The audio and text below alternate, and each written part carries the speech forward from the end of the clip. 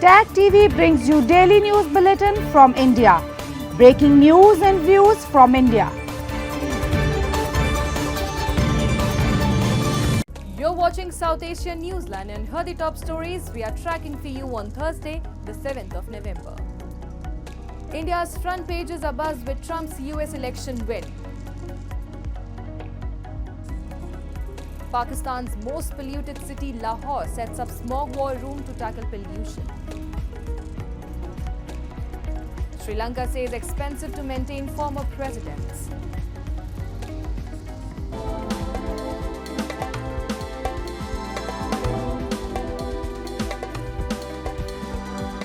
And now for all the details.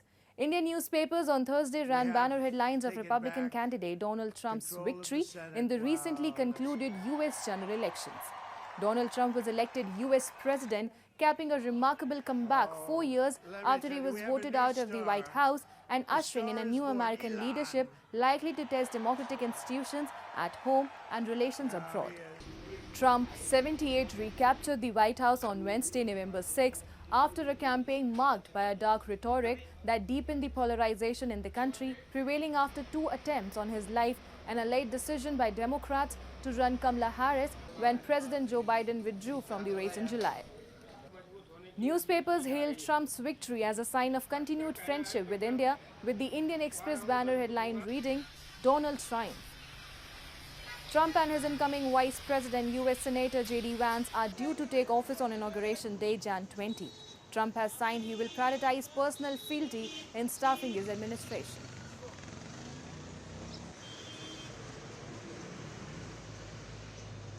Today is a good day for India. In US elections, results for electing Trump will have a multifaceted effect on not only on Indian economy, international economy, and world trade and peace. India's Interior Minister Amit Shah on Thursday said that the centre is committed to eradicating terrorism in the country and moving forward with a solid strategy against it. While addressing an anti-terrorism conference, Shah also said that while law and order is a state subject, but terrorism does not have any territorial boundary, and so all security agencies, central and states, must work in close coordination, chalk out joint strategies and share intelligence. He said, now the whole world has accepted Prime Minister Modi's zero-tolerance policy against terrorism. The Home Minister said, adding that the government is committed to removing the evil of terrorism. Highlighting the achievements of the Modi government against terrorism since 2014, during which terror incidents have come down by 70% in comparison to the previous decade. Shah said now the shelf life of terrorists has decreased from 2 years to a few days. The 2-day anti-terror conference that began on Thursday is expected to further enhance coordination among agencies to strengthen India's security bastion. In a bid to tackle pollution, Pakistan's Punjab city has set up a smog war room as poor air quality in Lahore pushed the capital of the eastern province to the top of the rankings as the world's most polluted cities. A spokesperson for the province Environment Department said on Wednesday that a war room committee comprising staff from 8 departments will look into the situation. Lahore, the provincial capital of 14 million people and Pakistan's cultural hub, remained the world's most polluted city on Wednesday with air quality index readings of over 1,100. Anything over 300 is considered hazardous to health. The pollution has been sending patients to hospitals and private clinics complaining of coughs or burning eyes. South Asia is shrouded in intense pollution every winter as cold air traps emissions, dust and smoke from farm fires. सांस की problem है, आंखों में से पानी निकलता है, तो कोशिश करते हैं कि कम से कम बाहर निकला जाए जब तक वो उसका एयर क्वालिटी कंट्रोल जो है ना वो चेक कर लिए क्या चल रहा है क्या नहीं चल रहा. Donald Trump, who has been elected as the 47th President of the United States, made remarks concerning Afghanistan during his election campaigns alongside global issues. Among the topics Trump frequently criticized were the US military withdrawal from Afghanistan, the abandonment of Bagram Air Base, and the leaving behind of American weaponry in the country. Trump also made promises during his first term that he could not keep as US foreign policy is pre-planned and structured. In his victory speech for the current US election, Donald Trump also stated that during his administration he would lead America into a new golden age.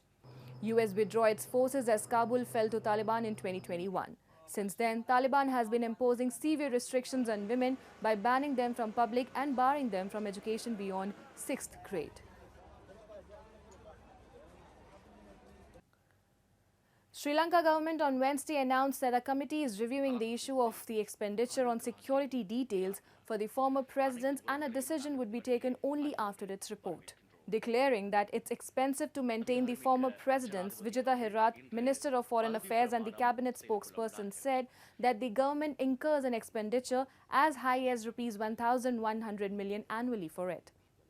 The current government, in the run-up to the presidential election, has pledged to slash all privileges extended to former presidents, including personal security. However, President Anura Kumara Dissanayake, after he was elected, appointed a committee to report to the cabinet on the privileges. Herat said slashing of security was needed given its high cost to the public exchequer.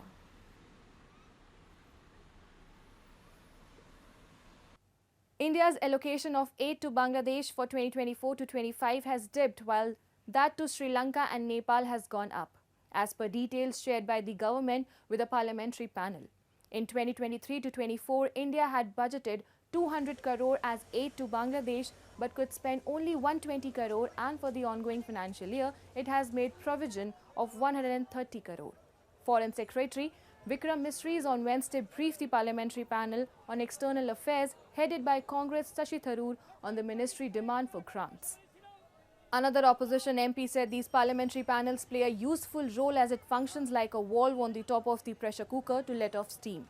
Bangladesh is being ruled by Nobel laureate Muhammad Yunus after Sheikh Hasina fled to India following massive protests.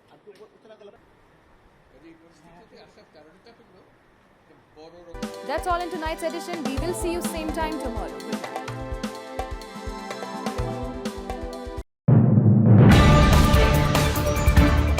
Tag TV brings you daily news bulletin from India. Breaking news and views from India.